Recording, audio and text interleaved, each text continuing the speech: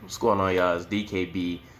Finally getting back to y'all with some more content. So we're going to cover the full roster after the 2022 NFL Draft, which, by the way, we absolutely assassinated. If there was any other team, and there's plenty that drafted extremely well, but that I would put above us, it would probably be the Ravens, the way they were able to grab, and you would have to assume maybe probably the perfect match for their offense and defense almost every single time, just by sitting and waiting on their hands the way things panned out.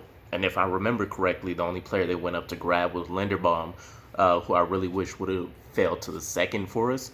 But who knows how Linderbaum actually ranked for us compared to like JJ that we traded up for, compared to Bryce Hall, who we heard also we could have traded up for again at the bottom of the first round.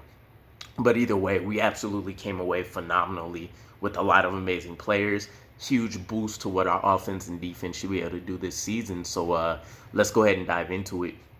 Now, starting on the defensive side, if we go with the line, we're taking a look at Jermaine Johnson on the opposite end of Carl Lawson. So on the right side of the field, Jermaine Johnson, or the left side, excuse me. But either way, left side will have Jermaine Johnson backing him up. Depending on what the usage is going to be, would be like a John Franklin Myers. Then we're talking about Bryce Huff, Bradley Anae that we picked up. We still have Jabari Zuniga, and then we have Rashid Hamilcar, for instance, who went out there and actually showed a lot of promise during preseason. So keep in mind, defensive line is one of the positions we are the deepest at. And we're probably looking at an 8-man rotation for the season, the way Robert Saleh runs his particular 4-3. So we're talking about all of those players on one side.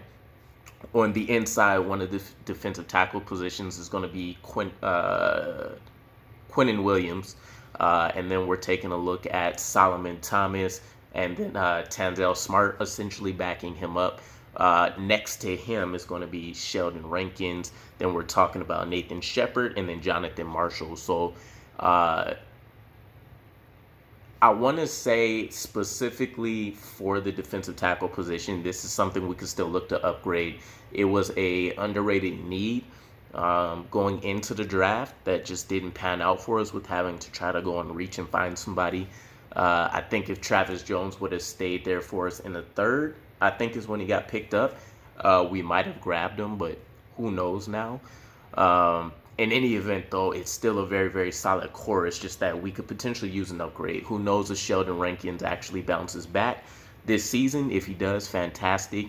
Nathan Shepard, we know, has been considered more closely a bust or a miss rather than somebody that's outperformed where they were drafted. But he showed promise his rookie season.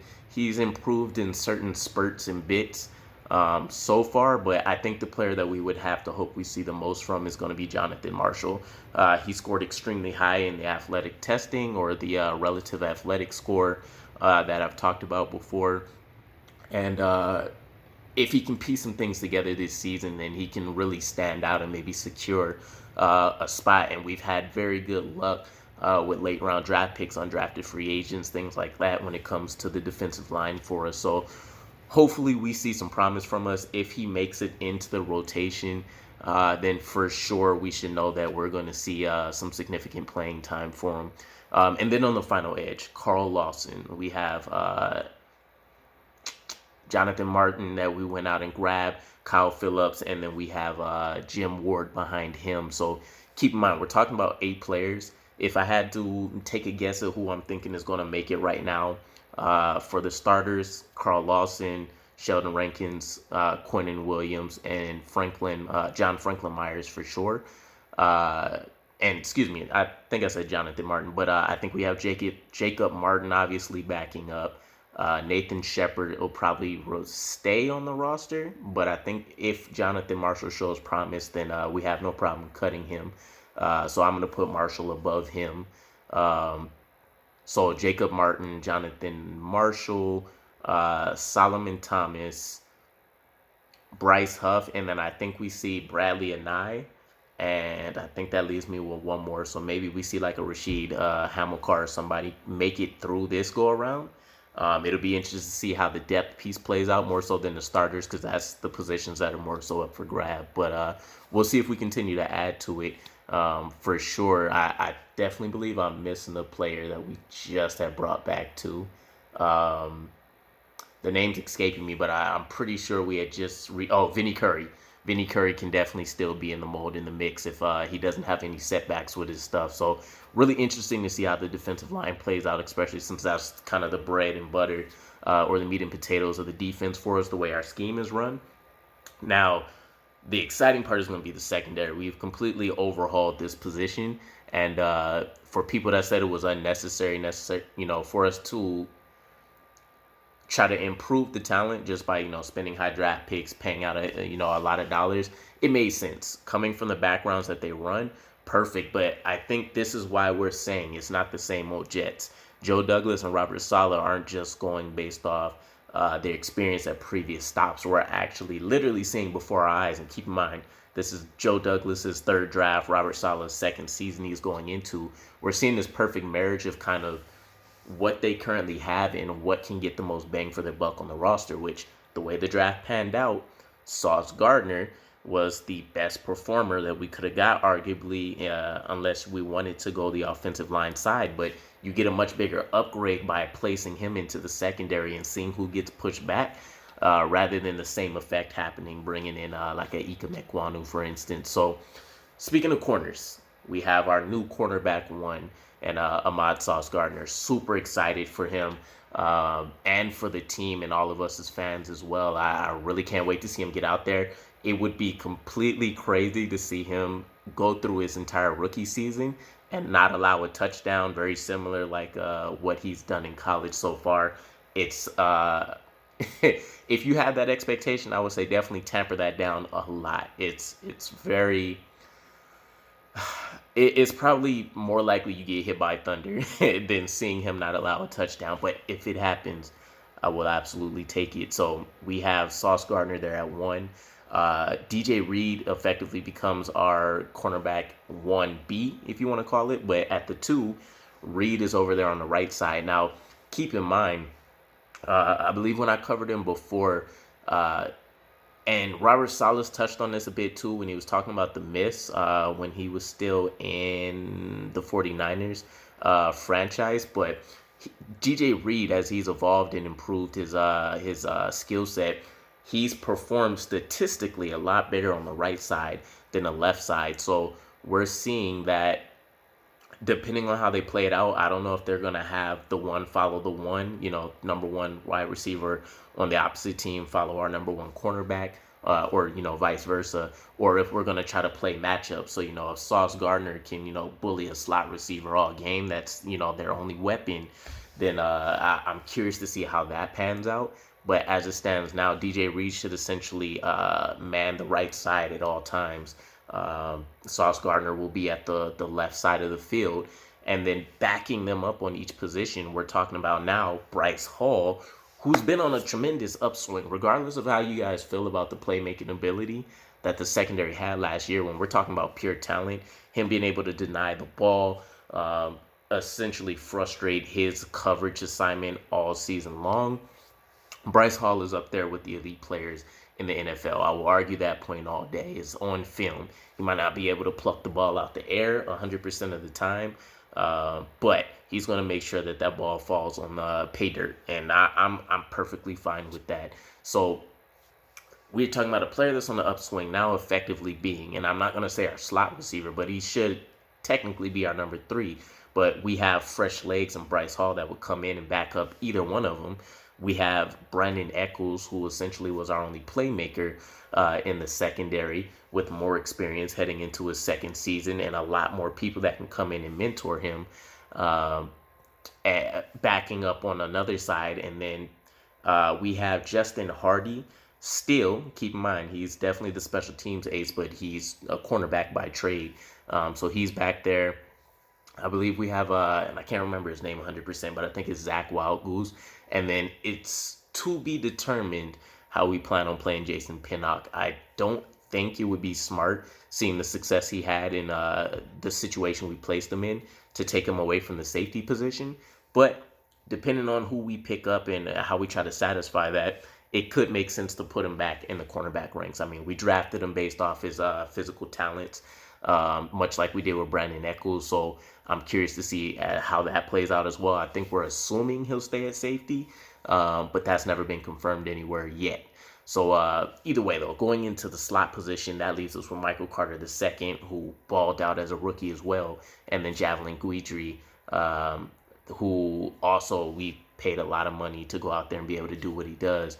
I think I missed somebody on the edge, but Isaiah Dunn is also still there. Keep in mind. So I'm curious if we go with 5 cornerbacks, if we go with 6, because essentially it's the training camp battle in the secondary position is going to be crazy, and it's such a huge improvement from where we were at with having to force Brandon Echols into the mold. We know Bryce Hall was going to be okay, but Sauce Gardner is a baller. Not only is he denying people, he's not allowing touchdowns. He was able to pick off 9 interceptions during his career, so we know he has the playmaking ability. We've seen what DJ Reed has been able to do at his time in Seattle, and now that Robert Saleh, by his own admission, was misplaying him and kind of not allowing his talents to shine through based on the physical skill sets he was looking at, we should see much improved play continue from that position, and I'm super excited. And then heading into I'm going to skip the linebacker core. We'll get back to that. But at the safety position, I think this is the most enigmatic position that we have to talk about. Now, we did re-sign some players and stuff like that, but at strong safety, Jordan Whitehead should man that position. He does offer versatility, but he's definitely most effective at the line of scrimmage. If you guys put on any highlight plays, if you guys are, film masters and you know how to break down the tape and stuff like that, and you have all 22, coach film to look at, it's pretty much unarguable. The way he's able to shoot gaps, he's able to lay the hammer on certain people. His recognition closer to the line of scrimmage is a lot better as well. And I think you see a little bit more of that acceleration and speed that he does have, a lot better used closer to the line of scrimmage rather than, giving him some distance. Whitehead should be a huge upgrade from what we were doing there. Now, to back him up, we had Elijah Riley, who was another somewhat unhidden gem for us. And I'm hoping we continue to see him improve as well, but he has a very slight build. So I'm a little bit worried from like the injury prone, which I don't want to call him, but I'm concerned about the injuries that could pile up for him. And then things like concussions and stuff that can always come into play. And then who knows? That's essentially it, right? We take a look at free safety, and it's even worse. At least we have a starter at the strong safety position. At free safety, LaMarcus Joyner, the veteran, is kind of the de facto, slotted in starter maybe. But we have Will Parks. We have Ashton Davis, who nobody's really excited about. And then we have, I can't remember the first name, but Nukua. Will Parks is probably the name that everybody's a little bit more familiar with because he balled out in preseason, and then the injury just happened to have cut things that could have worked in his favor out for him. And this is a position everybody really wants to see us go and grab Tyrann Mathieu for. So I do have some thoughts on that. I'm going to end up doing that in another video in terms of who we think can plug and play, because I don't think it's going to be a Tyrann Mathieu. But if we had to choose a starter today, it'd probably be LaMarcus Joyner with Will Parks backing him up. I think Ashton Davis is definitely on the hot seat in terms of getting cut or maybe potentially traded out because we haven't been able to see anything from him. He had the feel-good story when we drafted him about walking onto his team, earning a scholarship, showing out, and I believe he was even a captain his final year. But we haven't been able to see some of those same traits, some of that same hard working ability and stuff because he's just been consistently injured. So heading into a healthy offseason for him, it's kind of almost that Denzel Mims type situation where we're like, now that you can actually go through all of the things, we need to see it now. There's definitely got to be a sense of urgency from him. But still, the secondary's even been improved. Jordan Whitehead on his own makes this much better because it pushes Elijah Riley back to where we don't need him to absolutely start. And then it's more so a matter of seeing who shows out at free safety. If they do decide to move Jason Pinnock, do they use him in more of a backup situation at strong safety, or do we actually put him at free safety where, again, he can kind of use some of that speed? he does come through with some bad intentions for people, as was evidenced with a couple of his forced fumbles. He was able to go and make some things happen. So it's more so about seeing where his understanding of the playbook is, and maybe how some of his talents will now marry with Jordan Whitehead if somehow he does win a starting position. So either way, I'm not extremely high at the safety position as of right now, at least in terms of the free safety spot. But I do think it's still definitely improved. And then when we take a look at linebacker, this is the doozy, right? So I think everybody everywhere, there wasn't going to be a single mock draft that I'm aware of that didn't have us taking a linebacker at some spot, and it's fully fully warranted, right? When we take a look at the season, the only player that even did something remotely serviceable for us in a positive fashion was C.J. Mosley. This isn't to shade Quincy Williams in any way, but he was exciting because he was running around and he was just kind of smacking people. But his style of play came, it was very hit and miss, right? If he got to you and everything broke right, it was going to be a definitely a positive experience for us in that defense. But if he was unsure if there was any hitch, if the communication was off and he just couldn't gather himself, he doesn't have the other things like the build-up speed, the quick, acceleration to be able to kind of bail himself out of certain situations. And to be honest, he's still going to get beat down a lot in coverage. So it's not ideal having him start as a depth piece unless he makes improvements, for sure. But as a depth piece, he's definitely more qualified there than as an absolute starter. And I think that would be the case on most teams, right? Especially running a 4-3 defense. So we'll see what pans out there. But yeah, again, not adding the talent to the linebacking core, I would definitely say is a head-scratching move. There's definitely plenty of opportunities. So there's not even a situation that I'm curious to see if it comes out in any kind of press conference or anything like that. But it's not a situation where they can even say, unless they truly can, make an argument about best player available on their board, where they can say there wasn't a linebacker that they felt comfortable taking. Because even moving into the third, fourth round, there's players like Leo Chenal and a couple other players that scored high in, the athletic world and all of those things that they would have looked for. So I'm curious to see additions, but keep in mind, in the same token, Robert Saleh has actually left a lot of little nuggets about how comfortable he was seeing some of his players from last year return, and just being healthy, and then seeing them add the muscle mass and some of the things that'll help them heading into their second season. We shouldn't generally be surprised. But I mean, I would say even heading into the later rounds of the draft, that last pick, the edge that we grabbed, and I'd have to grab his name again, but the edge that we grabbed towards the end in the 5th round, he had some off the field issues that I think a lot of people would have been concerned about, and Mike Clemens, there we go, Mike Clemens, it just came back to me. He has some off the field concerns and stuff. He's an older player. It's not like he had crazy statistics, and it's the off-field stuff that bumped him down. So that could have been maybe where you took the risk of just bringing in a linebacker that's actually played the position instead of kind of having to have him convert and then groom him up a bit. But I mean, I'm not going to necessarily bash them for it either. I still like the players that we grabbed last year as well, which I think I'm higher on than most other fans that we have. So let's go ahead and break it down. In the middle at the Mike position, we have C.J. Mosley. Now, contract's crazy, signed. I think he still might have the biggest or the largest contract for an off-the-ball linebacker in the NFL. And either way, we're not going to be able to get out of it until next season. So I'm really interested to see. It's probably going to take an elite year for us to justify keeping him around on the same contract. But he's our de facto leader. He's the person that's going to rally the troops. He's going to set the tone and the example for how he wants this defense to be ran on our team. We don't really have that player elsewhere. Quentin Williams is probably the next best player there. And now that we've brought in some people like a DJ Reed and a Jordan Whitehead, you can say maybe we can default to them. But it's been Mosley this whole time, even barring injury. You've heard the players saying that they're going to him.